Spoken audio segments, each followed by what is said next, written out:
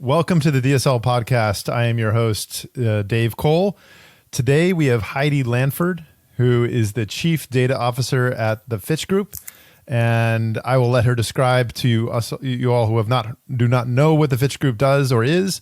Previous to her current role at the Fitch Group, she was let me get this right, the VP of Enterprise Analytics and Data at Red Hat. So today, I think what is really interesting here about Heidi's background is she was a DSL at Red Hat, but now she's a Chief Data Officer. And we're going to be talking a little bit about, on our agenda today, the difference in the ways in which a DSL should sort of partner with a Chief Data Officer role, and hearing from somebody like yourself, Heidi, who's done both, I think will be super interesting. So welcome, Heidi, to the DSL podcast. Thank you. Thanks for having me. I'm excited to be here. Great. So before we get going, just tell us a little bit about the Fitch Group. Sure. So the Fitch Group is essentially a ratings agency. It's considered to be one of the big three credit agencies, and the other two being Moody's and S&P. We are, a global company, and, we provide ratings on things from corporates to sovereigns to structured finance, financial institutions, you name it. And we also have a solutions business where we try to really take all of the data that we're looking at on, the viability of those types of companies and their ability to, essentially pay back their debt. And we use that to create new products. And that's part of our solutions business. And we also have a learning business that does some training for companies and folks who are, in related industries. Got it. Well, that's great. The topic today, as I sort of teased it already, is to talk a little bit about that partnership between the data science leader and the chief data officer. So first of all, at the Fitch Group, I assume you have a DSL who is not yourself, correct? Like your counterpart. Actually, our data science leader at the Fitch Group, we have probably two roles that kind of fit into that category. We don't have a chief analytics officer, but we have a leader for emerging technologies, which includes artificial intelligence, machine learning, RPA, and data science. And that's at a kind of a corporate, what is RPA? Robotic process automation. What is that? Taking things that are super repetitive and happen in large volumes and basically trying to extract any kind of human interaction and process movement out of that, and doing it in a robotic way. So using bots, writing code, scripts that take all of that and make it automated. So if you're having to makes total sense. ingest data. So really tapping into the fear that artificial intelligence is taking away jobs, right? And one day will make all humans redundant in a way. I kid, of course. It's about efficiency. Yes. Well, yeah. So RPA is related, but there are really specific criteria in terms of volumes and repeatability that it requires, whereas AI and machine learning are much more flexible and learning and continually evolving. Got it. Okay, so you have a leader of your emerging technologies group. We have a leader of emerging tech, and that leader actually reports to me in the organization. And then, I would say, and we're not a super large organization. So we have about 4,000 associates globally. So given the size of the organization, other companies might be different in terms of the type of roles that they would have. But we also have a head of strategy and business insights and business intelligence. And I am a partner to that leader and providing tools, and hopefully, I'm fairly new in this role. I'm about 4 months in. an improved data platform for her team to really maximize their value and minimize the time that they're using to have to corral and integrate and massage data to conduct insights. And that team is focused on a lot of the operational business intelligence that we need for the company. So things like product adoption or potentially pricing optimization and, share of wallet, upsell, cross-sell opportunities, things like that. So they are a somewhat central team that can provide services to the rest of the organization that does that type of work. And Great. my role is focused a lot on the exploitation of our data to build products, because we're a data company. We provide, ratings being our core product. And so my role is to really partner with the business to transform the way we leverage data across our enterprise to enhance current products and applications and things like that. And I think you'll see, some CDOs work on that operational data component. My focus right now is working on data as a product. Okay. So let's dive just quickly into that, because my first question, and you've already anticipated it, is what is a chief data officer? Like, what is their role? I think, you've perfectly described it already. But when you say data as a product, like, what does that mean in layman's terms? Like, what does that mean to you? So let me back up a little bit and talk mainly about like kind of how I see, the role of the chief data officer and what they're responsible for. And then I can give you maybe some examples of data as a product. So I think of our jobs. I would say most chief data officers think of their jobs in kind of three main categories. And one is managing the information assets or managing that data. And that could be in the form of, what does our data platform look like? Do we have a data lake? How does the data lake work with, big data processing or a self-service environment for people?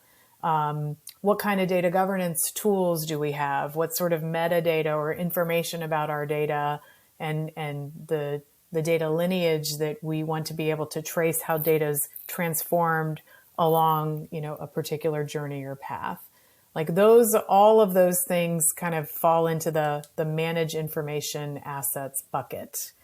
The second big tranche of work that is the responsibility of most CDOs is delivering insights and enabling others to deliver insights. And I know you want to talk about this in more depth in our conversation, about how far do we go enabling others to deliver insights? Is it really descriptive, prescriptive, predictive? How much of that data science work do we have centralized teams or even decentralized experts do versus enabling others to kind of do it on a more self-service type of a model?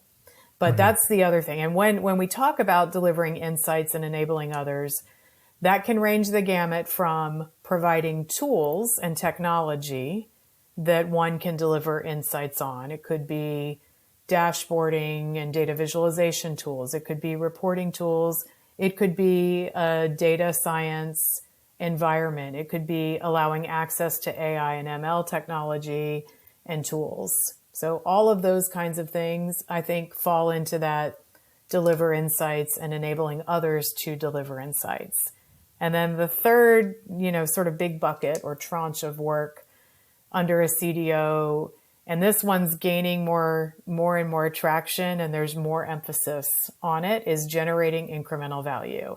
And in my world, where we talked about data as a product, that's really about scaling data at Fitch for new product development. So we've got lots of data, data everywhere. How do we monetize that in an even bigger way than what we're already doing? And that comes in a lot of different formats of not only storing it and housing it in a way that people can then go and do analysis and access it and create and innovate new products, but also that unstructured data component and being able to have access to maybe, say, public data sources that we don't create ourselves, but might be available, out in the data ecosystem. How do we bring those valuable data sources into our domain and make them available to create net new products, essentially, for us? Got it. So I'm going to try to dumb it down for myself. But the three main sort of goals or jobs of a chief data officer is one is sort of the management of the data itself. So that includes governance and access to data. Number two is enabling the team that is responsible for coming up with the insights. And I also heard you say actually delivering on the insights as well. And I was going to I'll circle back to that in a second here. And then last but not least is looking for ways to actually monetize the data and turn it into a product, so that you can actually, sell the data as a product. And certainly at, the Fitch Group, that is something that you all do. It's sort of core to the business itself. Not every, company is used to selling data. And I imagine a chief data officer, if he or she is doing the right job, is thinking of ways and thinking outside the box and finding ways in which to potentially create data products. But that makes total sense to me. And on the second one, let me circle back.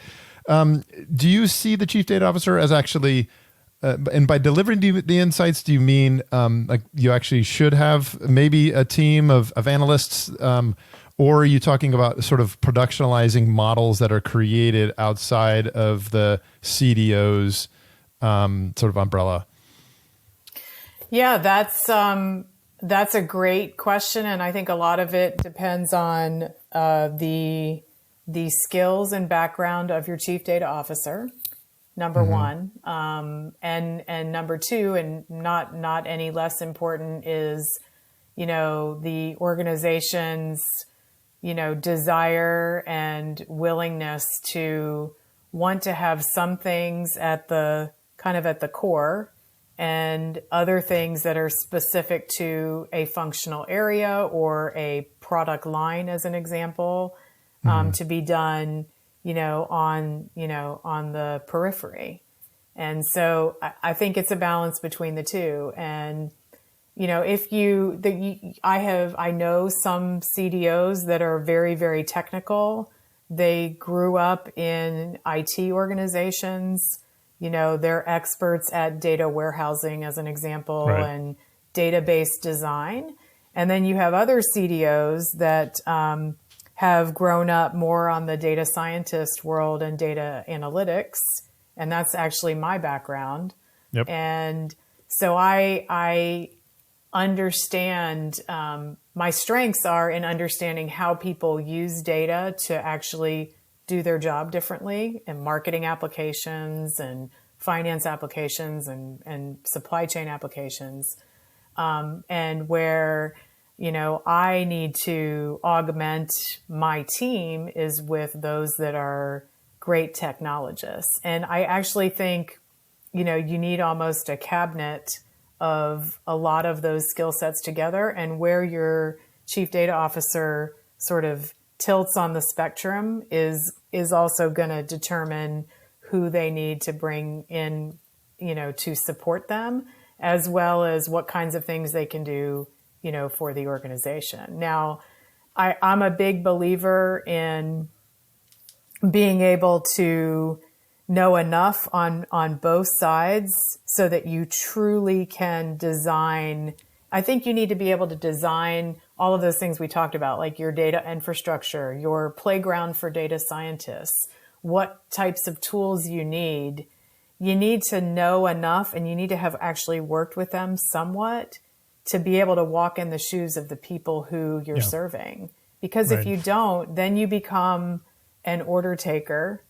Yeah. And you don't truly have that experience, and most people, I don't think, want to be order takers. And this is a role that straddles between the business and the IT worlds a lot. And so you've got to be very comfortable traversing both of those things. But I think it's also important for CDOs to be very transparent and admit where, maybe they're not as technical, and you're going to rely heavily on your CIO or CTO partner in the organization to help you with those things.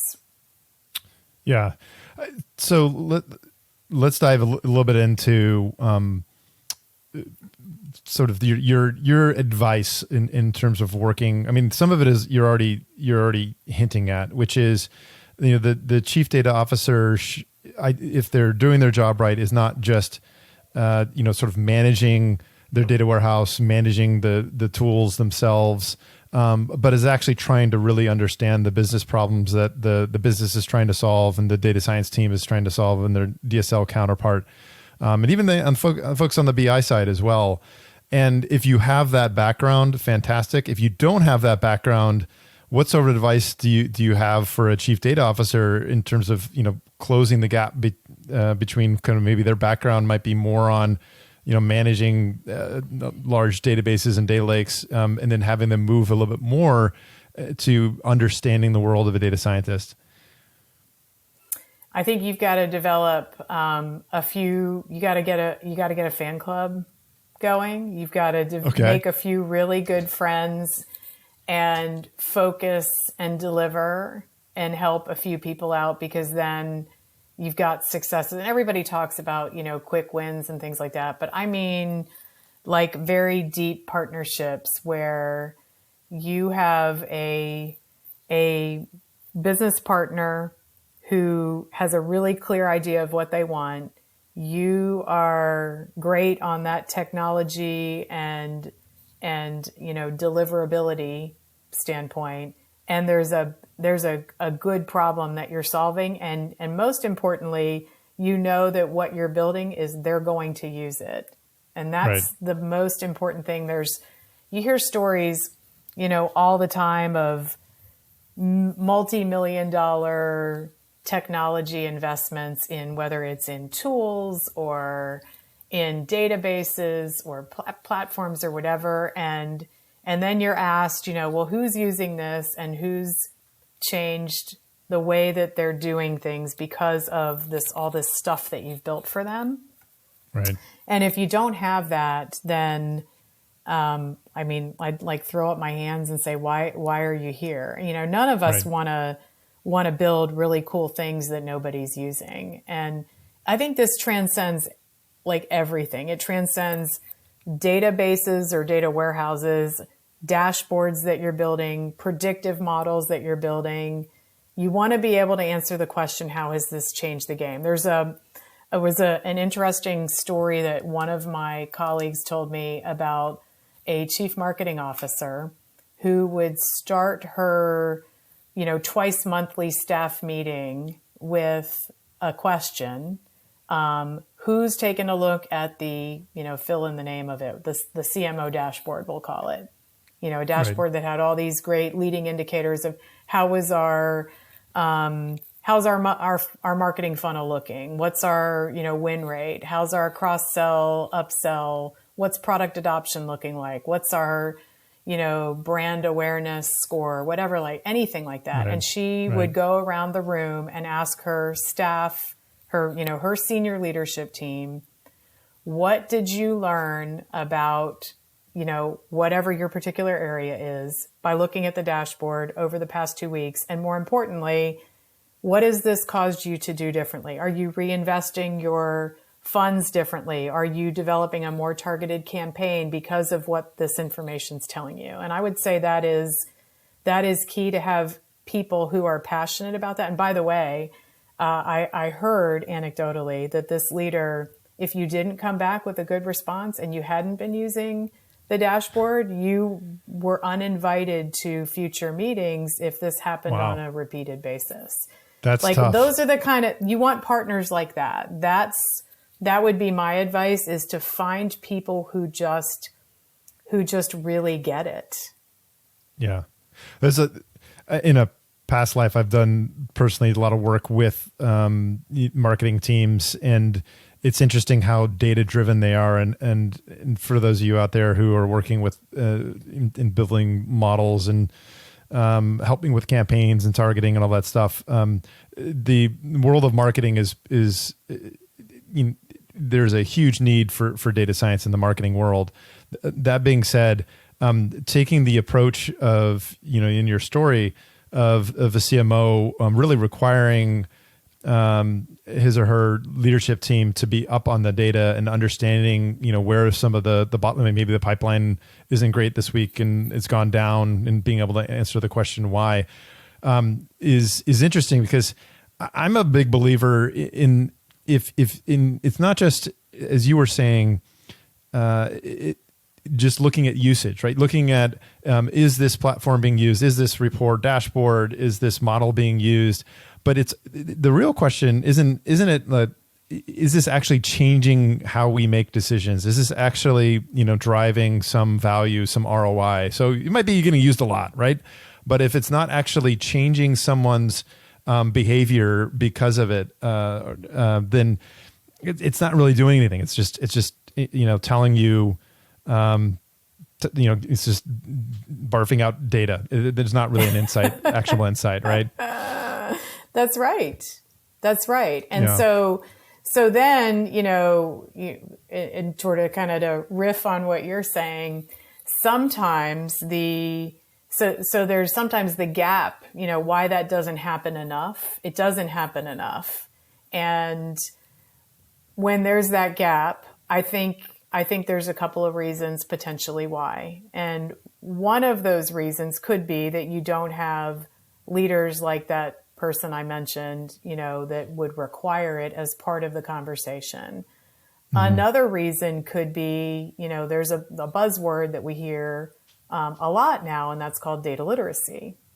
Yep. And I think another big roadblock for people to adopt and implement analytics and data science, predictive models, all that great stuff coming out of the AI and ML space, is that where the data scientists and analytics professionals aren't going to go out there and make stuff happen with whatever models they're building. They're relying and dependent on partners to go, as I like to say it, change how you do your day job. Yep. And so are we empowering them enough if we've done a great segmentation model, or we've built, an awesome forecasting model? Have we done enough to educate them on how to comfortably and confidently use that output to go change their day job? And that, I think, ties back to data literacy, which we hear a lot about now. It's definitely a big buzzword. And implementing programs like that are becoming more and more of an expectation. And kind of going back to the CDO role, I think that that's also part of the job description of the CDO, is you're an evangelist for data and how a company uses data, to do a better job. And so data literacy programs, in my last job, we implemented a corporate-wide global data literacy program. They're a lot of work, by the way. You need a lot of folks to participate and help develop content and market the heck out of it, and have executives that say, yes, you need that. But concepts that, data scientists and analytics professionals are very, very comfortable in, like the whole nuance between correlation versus causation, or how to deal with outliers, and what are minimum sample sizes that you can trust in order to believe this competitive analysis that you've gotten, just making some things up here. Right. It's not that data literacy is trying to train everybody to be a PhD statistician or a data scientist. It's training them to feel comfortable with the outputs that they're looking at, so that they can go and implement that and take action on it. And that's a critical component to getting, I think, that adoption and usability that all of us in this profession are seeking more of. so that, the company gets their return on investment on us and the investments we're making in infrastructure and tools. And, it's also job satisfaction. You want to see your work being used. Totally. I think replaying a bit of what you're saying is that, first of all, you need with a chief data officer, one of their jobs is to make sure that they, the data that is being used is of high quality and it can be trusted, right? And if you trust your data, the next step is really that data literacy. Like, do you have a business counterparts, or it could be data scientists, it could be analysts, it could be decision makers who really understand the insights that are being created by your data science team or your BI team? Like, do they have the literacy to understand that, when you put a model in production, this is what accuracy means? And, if you're doing a controlled experiment, this is why we are creating a holdout group, because we want to be able to properly measure the results of this campaign, et cetera. And if you do not have that data literacy, then it becomes very difficult to have meaningful conversations that will actually result in changes in behavior, right? So I think you're hitting on a lot of good points. I mean, do you have any advice to our DSLs and data scientists and data engineers and everyone else who's listening? Like, how do they start a data literacy program? A lot of times it becomes a grassroots effort. I do think it's critical to have a kind of senior executive champion or sponsor, like a CDO or the equivalent of that is really important for the sponsorship component. You also need a set of champions or executive stakeholders. These are your tribe of leaders that are bought into this as a concept and a need, and they're committed to, making this part of their staff's, say, learning and development plan for the year. And then it is important to, depending on how full blown you go. In my last role, like I said, we rolled it out to a company of about 15,000. We had 4 different learning personas that ranged anywhere from a data beginner to a data knight or a data champion. And, we had an online, like Cosmo type quiz. It was a fun quiz that bucketed you into which persona you were. And then it gave you a learning path and recommended courses. And they were online learning courses that were digestible, chunks of 15, 20, 30 minutes a piece. But to build out all of that course content, I hired a full-time data literacy program leader. And then he tapped into our analytics community, which was throughout the company, and they actually helped contribute course content, recording of videos, doing the little quizzes at the end, to see if you understood the content, made specific use cases for different areas of the company. So we would have like a marketing example for the correlation and causation track, and a finance example, as well. So we had a very involved community. So there was a little bit of hiring full-time people. I would say it was probably at the end, we were at like 2 people full-time doing this. And then to really get it off the ground. And it was, heads down work for a year. And we had some help. There are consulting companies out there that can get you started. You can buy some content from other providers, and, you can also, create your own. And yeah, I was going to say, I imagine, sorry to interrupt, but I imagine that some of the content is going to be fairly generic, right? Like some of the basics in statistics, the basics in understanding, how data is used in the process of building out models and the process of business. But I imagine some obviously needs to be very specific to your organization, right? Because the data that you had at Red Hat is probably very different than the data that your team is using at the Fitch Group. So it needs to also. So I imagine it needs to be that balance, right? Yeah, it does, and I also think I'm a big believer in specificity and examples. So I think sometimes if you are taking a course where the content is too generic, you're also making an assumption that people are able to connect that generic example. Like if you were doing a course on causation versus correlation and all of your examples were, my favorite one was, there was something in the USA Today. This was probably 5 years ago, and it published it was a medical journal study, and it was like people who take sauna 5 days a week have, a 50% less likelihood of having a heart attack. And I was like, oh my gosh, I can't believe that this medical journal published something like this. It didn't look at maybe people who take sauna are also very into fitness and health and they eat right. And this was a classic example of a bad drawn out conclusion that you're presenting to the general public who's reading this, because it was in a USA Today article.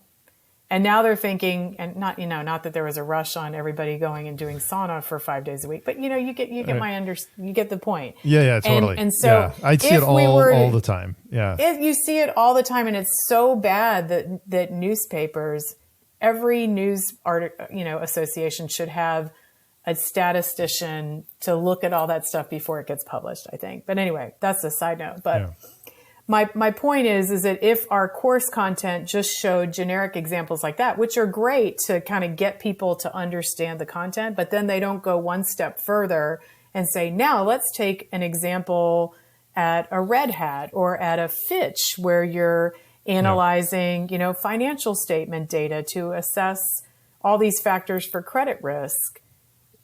I think, and I'm not saying that people aren't smart and can't pick that up, but let's make it easy for them to relate this concept to their day job so that I think they can more quickly then take this and go do something with it. Yeah, 100%. I think there are a lot of good, there's a lot of good information there from you about setting up, a data literacy program. And I think, I've talked a bit in the past in the DSL podcast about how it sort of frustrates me sometimes when you look out in the real world and people should be thinking about things like a statistician, thinking about probabilities. Certainly there's been a lot of examples of that with the COVID crisis and looking at, vaccination rates and like, oh, the vaccine doesn't actually work. Well, if it works 93% of the time, that's pretty darn good. It doesn't, but don't forget the 7%, where it doesn't work. Like, so when you have a story of, your cousin Ed who had the vaccine but still got COVID anyway, like cousin Ed might be in that 7%. So, at any rate, like I could go on and on about that, but that's really important when you're trying to make business decisions and if you understand that they're not always going to be 100% accurate, right? Your segmentation is not always going to be perfect. It's going to have outliers. It's going to have people that probably shouldn't have been there, and that's just sort of the part of the business. And you'll learn from it, and you'll get better. So I think I've learned a lot about what a chief data officer does. I think one thing that I wanted to touch on briefly is there is a concept today. There's an idea in Gartner that has around the citizen data scientist, right? I knew you were going to go here. Yeah. Well, I had to, and I think it's interesting, right? Because there's a lot of schools of thought on how do we bring, when we talk about data literacy, how do we bring some folks who may not have that statistical background and actually bring them into the world of doing data science? And as somebody who owns the tools and the platforms where the data science is being done, what are your opinions on the citizen data scientist, and maybe even to define it in your own words?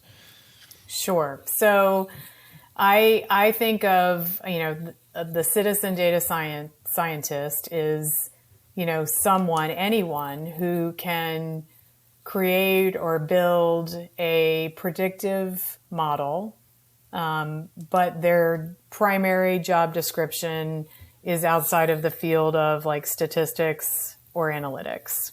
Right. So I don't like to classify it as, did you have a PhD in statistics or not? I think it's really, what is your job function and role? Because I'm a big believer that people can learn skills on the job, but a citizen data scientist wouldn't have the primary job description of statistics or data science or analytics. Now, my perspective on that, so it's interesting. You should actually interview my father about this, because my dad is, maybe he'll listen to this podcast. My dad is a retired PhD, and he was chair of the statistics department at a university. And I think he has always been, somewhat amazed, surprised, I don't know, of what I've been able to do in my job. And I do not have a PhD. Right. Now, I've spent my career, I was a math and stats major in undergrad. And, my first job out of college, I was working in a management analytics group for Price Waterhouse. And so I did lots of programming and coding and built predictive models and did segmentation studies and learned and trained with a lot of people that had more advanced degrees than me and had a lot of experience. Now, that being said, I think it's a stretch to say just anybody can go pick up, a data set and go build a predictive model, and then we should all trust it or, do our day job differently, like we were talking about. And, one example that I have, and this isn't really like a citizen data scientist, versus Heidi Lanford example, but I was on a project a while ago at Keebler. So the Keebler, makes cookies and biscuits and things like that. And it was a supply chain forecasting implementation, and, it's something really, really basic, but we were using software to build forecasting models for Keebler. And I remember having this heated debate with the one of the senior leaders on that project about the formula, like how we should code the formula to measure something. And he was insisting that it was one way. And I was like, no, it's not. I know this. And I actually went home and brought my graduate statistics books back to the office. And I was like, here it is. You're wrong. You're putting, X minus Y, and it should be Y minus X over X, and, something like that. I thought you were going to say that you called your dad, and your dad. I did call my dad. I actually did call my dad, and I was like, Dad, I think I'm right. And my dad was like, yeah, you go tell him you are right. And of course, my dad, wanted to send the whole, theorem about the whole thing, which is why I never asked my dad for help on any of my statistics classes in college, because I think he really wanted me to go get a PhD in statistics, and I didn't. So I let him down in that regard. But, I'd say the other example would be, I love marketing. I love marketing applications. I'm a consumer of marketing, and we all are. But I am no expert in, say, brand, how to build a brand. I have my own personal ideas. I didn't go to school for it. I haven't spent any time in my career doing that. I've helped brand marketers, do analytics projects, but I would be, if I were a brand marketing expert, I'd be kind of, I'd take ideas from people. But if someone was to say, oh, I can go build this whole new brand campaign, and they hadn't had any training in it, like, we wouldn't expect that of a citizen brand marketer. So why is there this concept of a citizen data scientist? So Yes. I think the key is like data literacy. Like, you know what? I will retract everything I'm saying the day that we have everybody in companies totally, completely tooled up on data literacy, and they can, go do stuff with dashboards that they're seeing and predictive models and take that and go implement it and take action on it. And when we've exhausted that, where we've got tons and tons of folks trained on how to consume data and do something with it, then bring on the entourage of citizen data scientists. Bring on phase 2 citizen data scientists. Bring on phase 2, and I will back down. Yeah, I think I think it's important to have opinions and I quite frankly I know I'm the host and I do have my own opinions and I share yours. I think there's a reason why there are folks with advanced degrees in the world of data science, and there are also some folks who don't have advanced degrees who are also very, very, very smart. And if I were your father, you would not have led me down, Heidi. I think you've done incredibly well in your career. But these people have, they've worked extremely hard at their craft. I mean, they're craftsmen and they're experts. And sometimes it takes if you're building a model, and you're betting your business on it, or you're making important business decisions on it, you need to make sure that you would want to have your experts sort of standing behind it. And now that being said, and I'm going to talk out of both sides of my mouth here, is that when we were just talking about data literacy, I think it's also, the goal there is to get folks on the business side who are not terribly well versed in the world of data and data science to get a little bit closer and sort of meeting us in the middle a bit. And so I think, tools out there that help the citizen data scientist, I think can help bridge that gap even further. But I think you got to draw the line on like how far you actually want to take some of the work that your citizen data scientists are doing and what sort of problems you want to put them up against. You don't want to put them up against, $1 million problems. You want to put them up against fairly basic problems. And Absolutely. You always want to have experts on the sideline, so helping them out. Yeah. Yeah. I mean, I'm all for the more transparent and easy we make data and analytics to consume and access, then that's the mission that I'm on. Yeah. Is I want people to get value out of this, and I think it's an incredibly important part of their job and how they need to make decisions. And so I want to make that as easy for them as possible, whether they're a data scientist needing data to build a model or somebody who needs the output to improve how they do their job. Well, I think we'll leave it there, Heidi. That's I've learned a lot today, and I think the Fitch Group is in good hands. Thank you very much for joining us today on the DSL podcast. I really appreciate it. Thanks, Dave. It was fun. Awesome. Take care. You too. Bye. Bye.